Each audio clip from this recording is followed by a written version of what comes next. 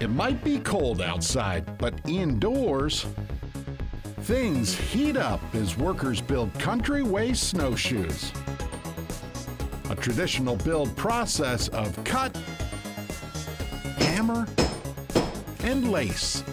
Winter tools that sure help people get around in the snow and cold. People are passionate about outdoor equipment. Get this. Americans spend $30 billion a year on gear. But no one ever really sees how their stuff gets made. That's where we come in. Made for the outdoors. Made for the Outdoors is presented by Warner's Dock. Beauty is the winter woods, all the snow and cold and scenery. A place where traditional winter travel means shoes. Wooden snowshoes, long crafted as a prudent means for getting around when the snow gets deep. Which takes us to a Northwoods town right on the Minnesota and Canadian border, Warroad.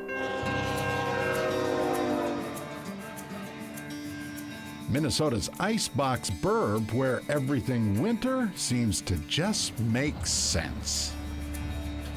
No, I think Warroad, up on the border of Canada, and being a cold place, being a town kind of known for cold weather sports like hockey and fishing, I think it goes right along with being in the north.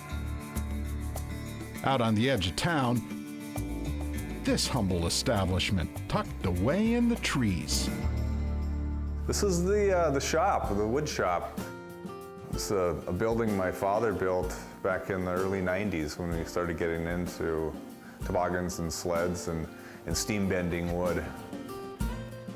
Jackson Heron grew up watching and working in this workshop, the home of Northern Toboggan. His dad's company dedicated to the craft of building sturdy gear sleds. Jackson now runs the shop. His team now builds Country Ways snowshoes too. The real question is, do you want to float on the snow? You know, and do you want to trek in deep snow? And if that's the case, then it's a no-brainer that you want a wooden snowshoe. People have been walking on wooden snowshoes for a long, long time. The weight of them, the surface area, the quietness, and really the tradition of it. All reasons people order Country Ways. Yeah, our snowshoes are the real thing. Which you better understand once you see them built. The entire production process starts in the barn out back.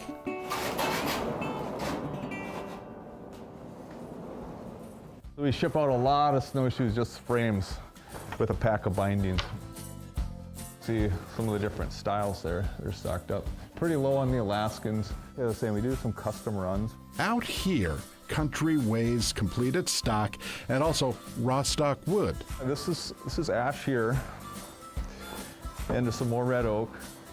We found a great partner in Wisconsin that harvests the ash and hand selects lumber for us. Jackson hauls it home a couple of times a year so builder Bob Jeffrey can get to work. And taking it down to that 3/4 thickness that we need.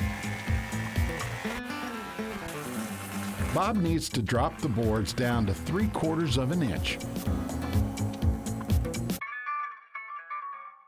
Most boards take a couple of runs through the machine. The next steps are cutting the boards to the length of the snowshoe sticks that we need. Sticks. That's what workers call the snowshoe frames. This will be a reference mark. Bob marks the center of the board, which will eventually be the front of the shoe. This will be the very tip, yeah. Nathan Jeffrey also marks for length. He cuts each board to size. Now, a quick adjustment of the table saw, and they start ripping sticks. Lots and lots of sticks that will eventually look like this and become snowshoes. And later, we add a little heat to the process.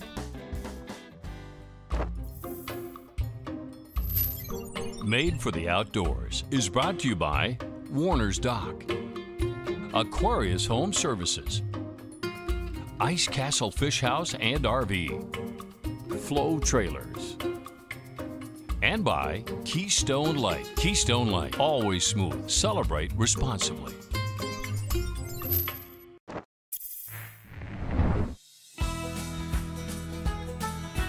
Country Ways crafts snowshoes of traditional means, models based on our region's long history of snowy and cold travel. So we have the Alaskan style, and that has a rounded toe. Another style we make is Ojibwe, which has a point on both ends. Another style we call Huron. That has a rounded toe as well. It's a little bit wider, it's a little bit shorter. The Green Mountain is another style that we make. It's rounded on the toe and on the heel. All built from scratch, right here in far northern Minnesota. Oh, well, I'm just looking at the sticks, getting ready for the next step. Nathan Jeffrey quickly whittles down each snowshoe stick end. We like to leave as much thickness in the shoe as we can, but we take a little bit off the tail for when we bend them together. And then just for a little bit more ease, a little bit more flow through the tail of the shoe. Nathan works as the newest addition to the Country Ways family. Woodworking is a little bit newer to me. My dad was a carpenter growing up, so I did learn a little bit. Mm-hmm. But That's me, by the way. yeah, I don't know if you knew that. That's my dad. That's all right there. So fun. Father and son get to build together, although dads tend to critique. Well, he's my dad, so what do you expect? What can he say? Nathan and Bob ready sticks for both the Ojibwe and Alaskan snowshoes. See, these are Ojibways. They take two pieces, two sticks for a shoe. Yep. So they don't have a round over on them. But these do, because they're one stick per shoe. So now I gotta gouge out the nose of this so that it bends better. Remember that reference mark I made before we ripped them? That's what I'm looking at now. Now Bob knows where to center his router. A couple of sweeps remove an almost exact amount of material. There's my gouge. You can sort of see where the stick will eventually bend. But that won't happen without a bit of help. The team gets ready to heat up this process. And that steam bending goes way back, hundreds of years, back to early furniture making. It's really a very traditional process. So we're loading the snowshoe sticks into the steamer, where they will steam for just over 20 minutes, prepare for bending. Shop Dog Bear provides the entertainment while the wood cooks. So it's time for a little fun now? 21 minutes later, the sticks come out piping hot. Some of the jigs we have, a lot of them, we could be the fourth or fifth shop to be using them. Jigs that will provide shape to each snowshoe. Nathan and Bob sort of work in unison to fit sticks into each form. Bob taps them into place while Nathan muscles each piece. But it's still a very manual step. Takes some feel. You got to relax at the right time. That wood actually chirps a bit as they bend two different directions. Can you see that? When you watch it for the first time, it's stressful. Like you feel like as you're bending it, it's just gonna explode. We break a few. You don't want it to happen, but it does. Not today. Instead, they come out of the forms darn near as fast as they go in. Yeah, they could pretty much come out of those bending forms as soon as the wood cools down. Literally minutes. Oh, and look who showed up for work. Yeah, some people, they just won't retire. Well, this is what I like doing when I'm retired. Yeah, I love working with my father. John Heron, the patriarch. He taught Jackson all this wood shop stuff. Now he's the helper. It's not always easy sometimes, but I think it's a privilege and an honor. I work usually Monday, Tuesday, Wednesday. I turn 70 at the end of the month. So I'm retired 4 days a week. Just another of Country Way's father-son combos. The steamed and formed snowshoes pop out and go into what workers call dry jigs. Here, the shoes will rest. These hold the shape while they're drying so that they don't lose any of the shape and helps them kind of get completely set. Yeah, once they dry, then they're where they want to be. The permanent shape of a snowshoe. Well, yeah. Okay, 2 days to rest. So let's take a break. But when we come back, plug your ears. The crew hammers down as each snowshoe gets ready to take a dip.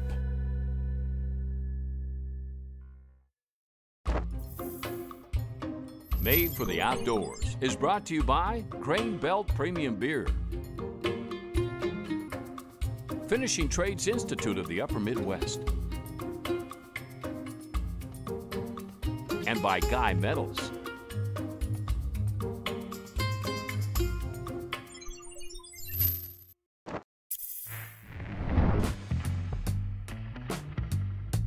Lake of the Woods, a frigid land of cold and snowy expanse.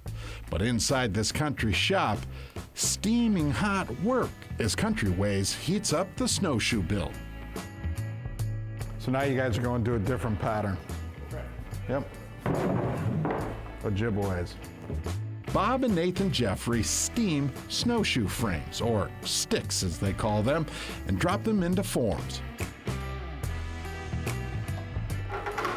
Really, already? It's like 5 minutes. Once each cools, they go into drying jigs and act to permanently freeze each shoe shape in time. So after a couple of days of drying in the dry jig, you got a snowshoe, right? There's more work ahead. Workers prep to finish up the frames. We mark the crosspiece location, and then we mark where we want to cut the tails. This gives everyone the same length.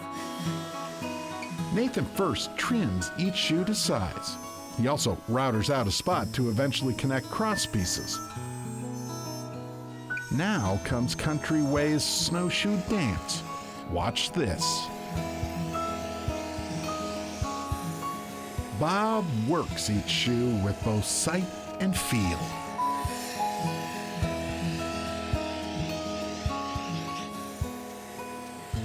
He's putting a nice shape on the snowshoe, so he's removing some imperfections.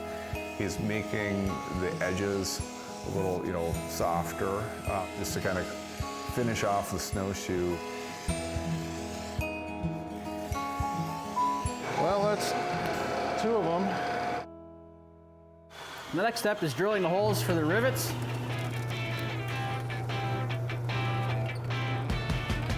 Now they just need the rivets in them.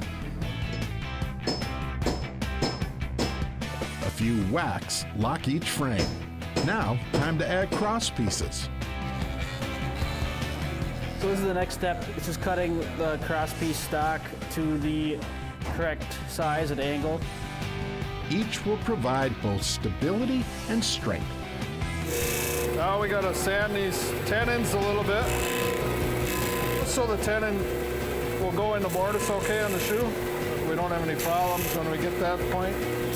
Each taps right into place in the shoe. A few more hard knocks about completes the process. This shoe is basically done now. It's ready to be laced. We'll get to the lacing. But first, a quick trip 6 hours south to Minneapolis and St. Paul, home of this small shop. This one is the modified H. Greg Wilcox builds Country Way's boot harnesses. That's for your toe. This clamps down on your instep and your boot goes there. After how many thousands of bindings, it's pretty straightforward. It's just a very simple light binding that works really well.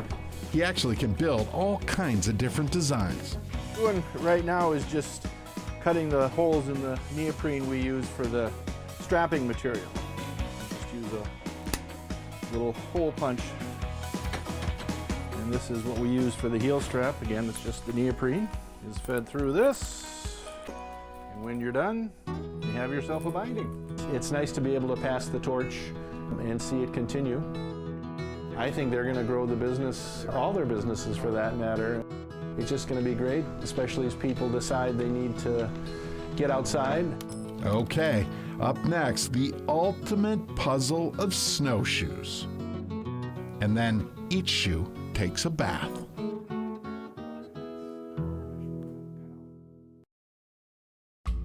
Made for the Outdoors is brought to you by Warner's Dock and by Guy Metals.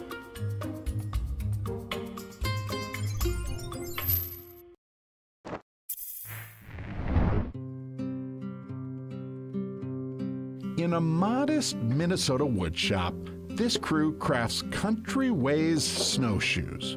With frames now complete,